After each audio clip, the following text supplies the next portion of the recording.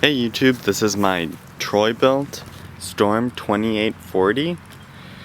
It has an 8 horsepower Troy-Bilt engine.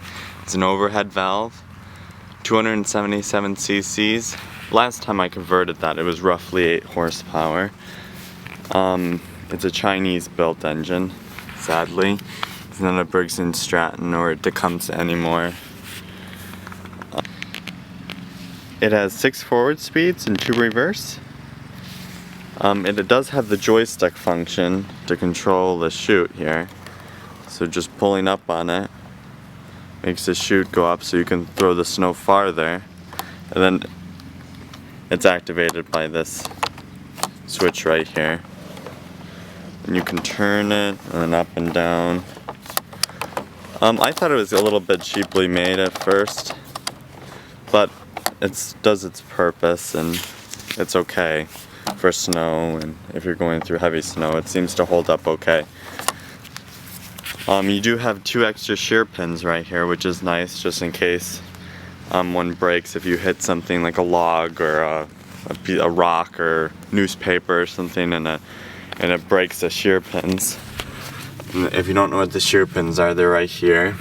They have a little pin on one side to hold it in, and these will break if you hit something. The pin will break, and so these can freely rotate so it doesn't damage the auger gear housing here. As I said, it's a 28-inch electric start in that 4-way chute that I was talking about up there. It also, which is a very nice feature, has the heated hand grips activated by this little switch down here. And those are nice actually. These warm up a lot. They will definitely keep your hands warm. You almost don't even have to wear gloves. That's how hot they get. This is actually my first time. I just pulled it out of the garden shed today, getting it ready for winter. And I'll start it up. This would be the first time this season for it. So how you start it, you have to make sure that your throttle position, some people start it halfway, but I started all the way with the throttle all the way up. Make sure these are your keys. It's not a traditional key, but you just put this in there, just like so. Make sure it's all the way in. I made a modification here actually because I like having a fuel shutoff. So underneath the tank where the hose came out to go to the carburetor, I added this inline fuel shutoff valve. And so what I'm gonna have to do is turn this on. But normally you wouldn't have to do this, but this is what I added on just because it's inconvenience when you're emptying it out to spill it all over the place, and it just doesn't work out nice. So if you have something like this, it makes it much easier to unhook this and then drain out the gas every season, because you do not want to leave gas in there year round because it will gum up everything. And with our ethanol and today's fuel in the US at least, it gums everything up and it's not good. So what you're going to want to do next is put your choke here. You're going to want to put your choke all the way to the choke position, which is down. And now you're going to want to prime. Since it's the first start of the season, we'll give it quite a few pumps here. And this is equipped with electric start. Right here in the side, you see the starter and where you would plug the cable in here. And then this button, if you would like to use the electric start, you would plug in an extension cord. Make sure it's of good gauge, the wire and everything in the extension cord, because you don't want some wimpy extension cord with something like this. You would plug it in and then hold on this button and then release it right when it starts up. But for today I'm going to use the pull start. So let's start it up.